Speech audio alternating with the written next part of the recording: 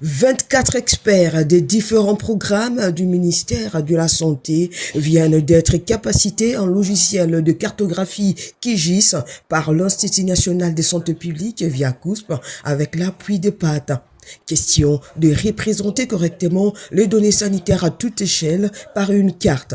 Le coordonnateur du Centre des opérations des urgences de santé publique a circonscrit l'activité avant de la clore.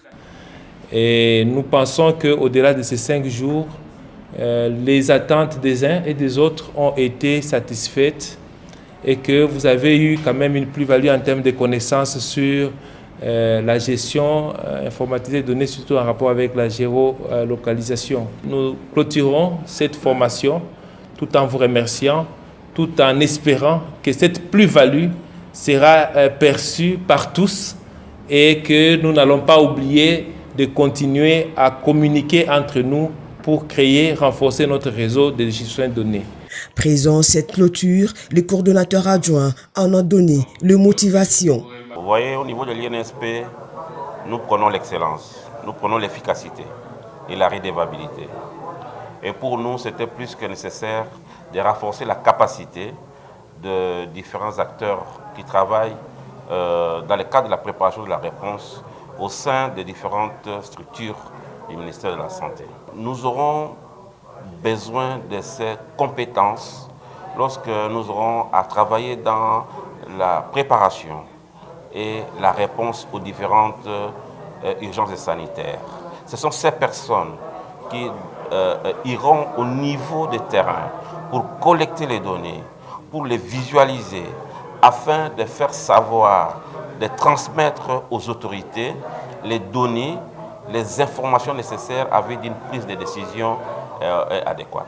Un logiciel de cartographie qui devrait permettre désormais à ces derniers de présenter de façon spécifique des données sur une carte plane. L'un des facilitateurs en évoque de bien fondé de cet outil. Le QGIS, c'est un logiciel de cartographie. Ça nous permet de faire des cartes. Alors la carte, c'est un outil très important aujourd'hui dans la représentation des données. Nous avons constaté qu'au niveau de notre ministère de Santé, nous avons l'habitude de représenter des données, parfois sur des tableaux et tout ça. Ça contient une charge énorme quand on doit faire une représentation, par exemple, dans un tableau de 519 zones que nous avons en RDC. Alors la carte nous permet de faire ça sur une surface plane, sur A4, avec toutes les données, et on peut superposer d'autres couches pour expliquer un phénomène morbide ou une maladie. On peut l'expliquer à l'aide de toutes ces couches. Alors, ce qui fait que pour les faire, il faut apprendre à réaliser des cartes. Il s'agit d'un renouvellement de compétences.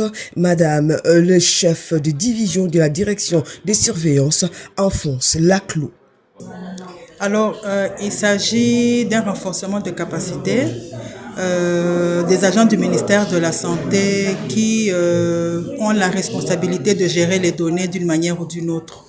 Alors, avec le temps, c'est vrai qu'il y a un renouvellement de personnel et de staff, et on a observé que cette compétence que les agents avaient dans le temps de savoir analyser les données d'une certaine façon en utilisant l'outil cartographique s'est perdue avec le temps.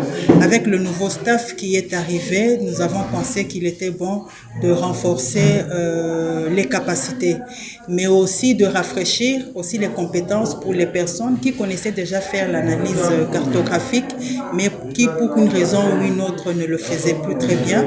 Vous savez que les outils aussi se développent et se perfectionnent, et donc c'était bien que les personnels de santé qui utilisaient des versions un peu déjà dépassées soient capacités pour savoir utiliser des nouvelles versions d'applications qui existent pour faire des cartes.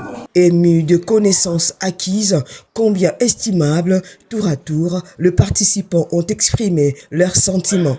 Après cette formation, ça nous a appris beaucoup de choses.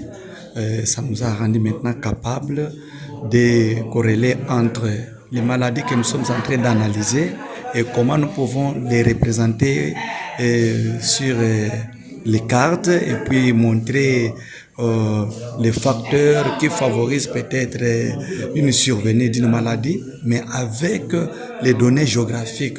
Nous avons vraiment été capacités de beaucoup de façons sur l'utilisation, sur la conception d'abord des cartes, sur la représentation de différentes informations géographiques sur la carte.